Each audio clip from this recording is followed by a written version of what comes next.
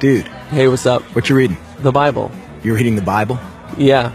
Dude, why are you reading the Bible? For class? No, I just... Okay, so you're just reading the Bible. You're just sitting here in a coffee shop in the 21st century using state-of-the-art technology to read ancient myths for no reason whatsoever. Well... Tell me something. Are you one of those super religious people who thinks Jesus actually rose from the dead? Well, I do believe that. Do you also believe in the Easter Bunny, Santa Claus, unicorns, Bigfoot? Ever been abducted by aliens? And do you buy into all those other ancient myths about dying and rising gods invented by primitive nomadic tribes back in the Bronze Age? No. Okay, so what's the difference between Jesus rising from the dead and all those other fairy tales? Here's the difference. My belief in the resurrection of Jesus is rational. It's based on historical facts. Facts? What facts? Well, first, Jesus died by crucifixion. Whoa, hold on. We don't even know if Jesus existed. Why should I believe your facts? Well, because the 5 facts I'm going to give you are backed by so much historical evidence that most professional critical scholars who study the subject accept them as true. That includes skeptical atheist scholars. Okay, so Jesus was a guy who actually existed and then got himself killed. So what? That's the first fact. Second, his disciples were convinced that he rose from the dead and appeared to them. Third, Paul, a sworn enemy of the early Christians, suddenly became a Christian.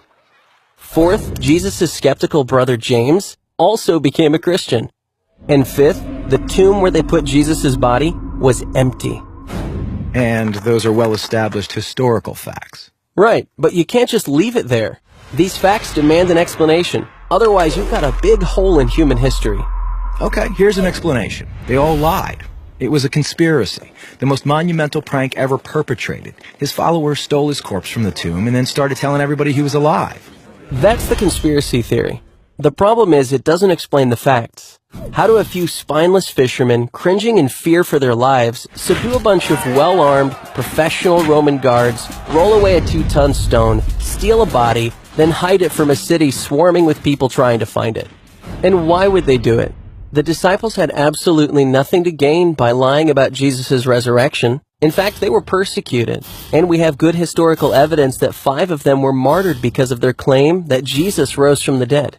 Apparently not a single one of them ever recanted. People don't willingly die for something they know isn't true.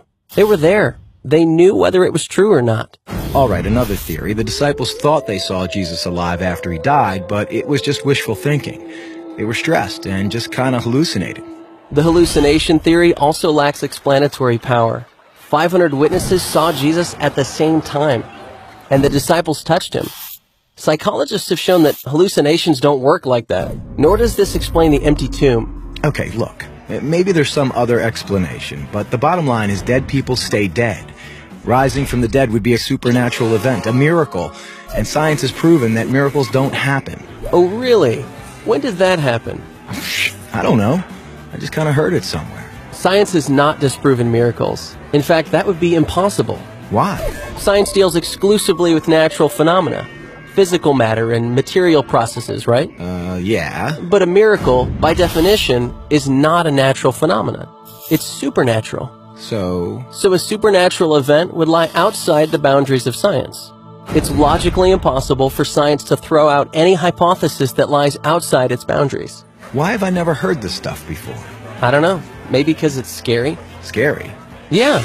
As long as Jesus rising from the dead is just a fairy tale, like Santa Claus and unicorns, it doesn't threaten my little world. But if it's a fact, if he actually did rise from the dead, that's huge. It's a total game changer. And that's why it's so hard to think about it objectively. Whoa. Yeah. Big whoa.